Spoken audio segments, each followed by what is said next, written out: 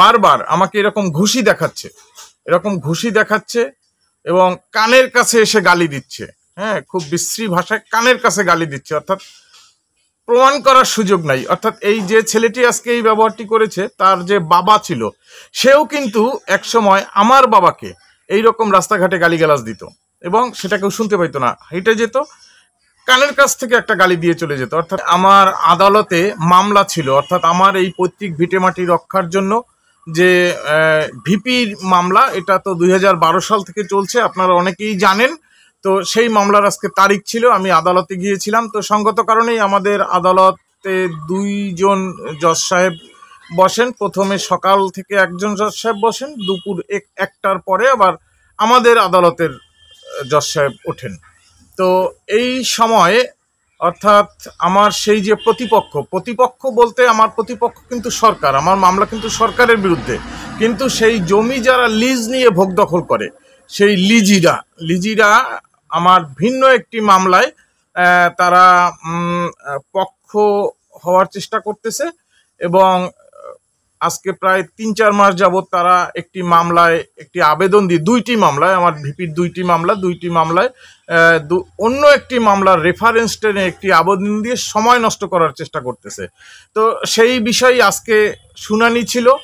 তো শুনানিতে ইতিমধ্যে আগেও দুইবার তারিখ গেছে, হয়নি, আজকেও হয়নি, যদিও সর্বশেষ জজ সাহেব বেলা 4টা বেজে গেছে, তখন আর মামলাটি শোনেননি। কিন্তু এর মধ্যে দেখা গেছে যে সেই যে প্রতিপক্ষ অর্থাৎ লিজিরা, এই লিজিদের দুটি ছেলে, তারা হয়তো মানে অনার্স লেভেলে পড়ে, একেবারে যে অনেক বয়স সেরকম না।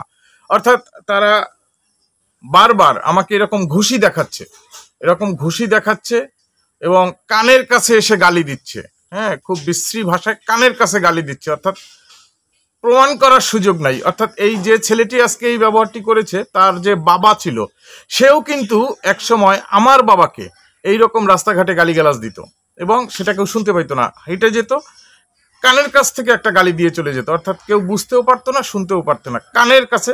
এইরকম হেঁটে যাচ্ছি, ধরেন আমি এই দিকে হেঁটে যাচ্ছি, উনি ওই দিক থেকে আসছে, আমার দিকে দাঁত কটমট করে তাকিয়ে এখান থেকে হেঁটে যাচ্ছে, খুব ছোট্ট করে একটা গালি দিত। গালিটা আমিই শুনতাম পাশ থেকে, আমি যদি ডাক দোয়াই দিতাম, চিৎকার করি, তাহলে কেউ শুনবে না, এইরকম ভাবে গালি দিত। তো এই ছেলেটিও দেখতেছি যে সে, তার বাবা মারা গেছে কিছুদিন আগে, তো এই ছেলেটিও ঠিক আজকে কোর্টে বসে আমাকে এরকম ঘুষি দেখায়, দূর থেকে ঘুষি দেখায়, কেনু দেখায়। এবং যখন ওই আদালতের চত্বরে অর্থাৎ কোর্টের বারান্দায় যখন আমি যাই বা যাতায়াত করতে হয়, কানের কাছে দাঁড়িয়ে গালি দেয়। এবং একটা পর্যায়ে বারবার সে আমাকে কানের কাছে বসে বলতেছে যে এখনো ভারত যাও না, এখনো মামলা করো।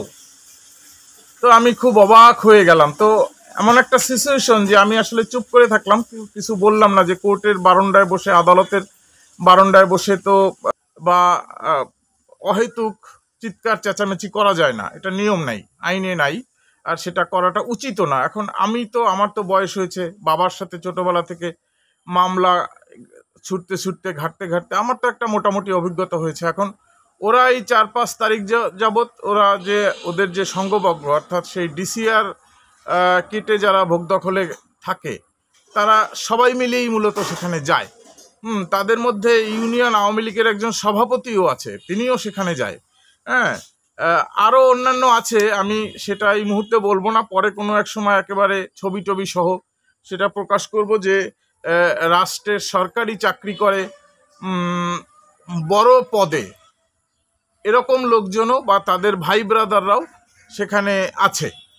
তো আজকের বিষয়টিতে আমি আসলে খুবই হতবাক হয়ে গেছি যে আদালতের বারান্দায় বসে এইভাবে করে একটি মানুষকে মানসিক নির্যাতন করা।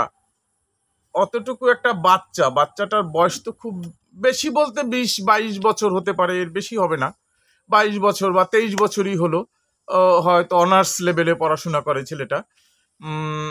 সে যেভাবে ন্যাক্কারজনকভাবে খুব সূক্ষ্ম বুদ্ধি চালিয়ে আমাকে ভয় দেখাচ্ছিল বা আমাকে ঘুষি দেখাচ্ছিল, যে সে এমনভাবে, মানে আমি যখন তার দিকে তাকাই, আমিও কৌশল করে কি করি, আমি তার দিকে তাকাই না, কিন্তু কখনো না কখনো চোখ তো পড়েই।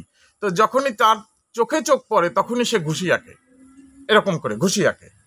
হ্যাঁ, এবং যখন আমি বারবার ওই যে আদালতের মধ্যে ঢুকতেছিলাম, তো সে ঠিক আদালতের দরজার সামনে কাছে দাঁড়ানো ছিল। তা আমি যখন ঢুকি কানের কাছে, একদম ঠিক কানের কাছে কথাটা এরকম বলে, এখনো ভারত যাও না। আমিই শুনতে পাই, অবস্থাটা হলো আমিই শুনতে পাই, মানে বলার টেকনিকটা এইরকম।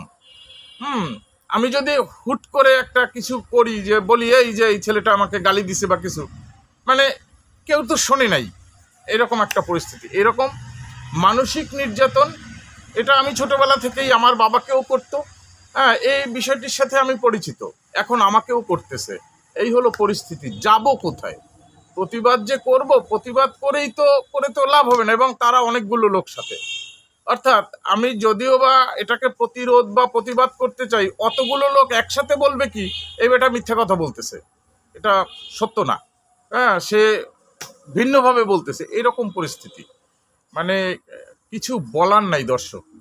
তো আমি ভাবলাম যে আজকে এই কথাগুলো মূলত আসলে অনলাইন প্ল্যাটফর্মে, আমার যেহেতু ব্যক্তিগত সমস্যা, আমি একটু দর্শক আপনাদেরকে জানিয়ে রাখি। পরবর্তী তারিখগুলোতে, যেমন আগামী 18 তারিখে আবার তারিখ আছে, আজকে 15 তারিখে একটা তারিখ গেল, 18 তারিখে অন্য আরেকটি মামলার তারিখ আছে। দেখি 18 তারিখে করে কিনা, পরবর্তী তারিখে এরকম কিছু করে কিনা। তাহলে আমি নিশ্চয়ই হয়তো আইনগত কোনো ব্যবস্থা নেওয়ার চেষ্টা করব। এখনই সেটা নিচ্ছি না, শুধুমাত্র আপনাদের দর্শকদেরকে জানিয়ে রাখছি যে খুব ঠান্ডা মাথায়, একেবারে খুব কুল মোশনে আমরা এরকম নির্যাতনের শিকার হই, যেটা প্রমাণ করানো যায় না। খুব কুল মোশনে আমাদেরকে এরকম নির্যাতন করা হয়, যেটা প্রমাণ করানো যায় না। এটার সাক্ষী অনেক আগে থেকে আমি, কারণ আমার বাবার সাথেও এরকম ঘটনাগুলো করতো। আজকে যে ছেলেটি আমার সাথে করেছে, এর বাবা আমার বাবার সাথে করতো। আরও একজন ছিল, সেও মারা গেছে, সেও করতো। রাস্তাঘাটে বাজারে এরকম কাজগুলো করতো। এই হলো পরিস্থিতি। যাই হোক দর্শক, আরেকটি এই খবরের মধ্যে আরেকটি খবর হলো, আজকে কোপা আমেরিকা কাপে 2024 সালের কোপা আমেরিকা কাপের ফাইনাল খেলায় আর্জেন্টিনা 1-0 গোলে বিজয়ী হয়েছে। এজন্য আর্জেন্টিনাকে অভিনন্দন জানাই, এবং এই সাথে সাথে যে ডি মারিয়া, তিনি অবসরে যাচ্ছেন। আজকের খেলার পরেই তিনি অবসর ঘোষণা করেছেন। শুনেছিলাম লিওনেল মেসিও অবসর নেবেন। জানি না লিওনেল মেসি অবসর নেওয়ার ঘোষণাটা পাকাপোক্ত ক্লিয়ার করেছেন কিনা, তবে ডি মারিয়ার অবসরের ঘোষণাটি পাকাপোক্ত ক্লিয়ারভাবেই আমি শুনেছি। ডি মারিয়ার জন্য শুভকামনা রইল, আপনাদের সকলের জন্য শুভকামনা রইল। যারা ভিডিওটি দেখছেন তারা অবশ্যই পেজটিতে লাইক, কমেন্ট ও শেয়ার করবেন। ধন্যবাদ সকলকে।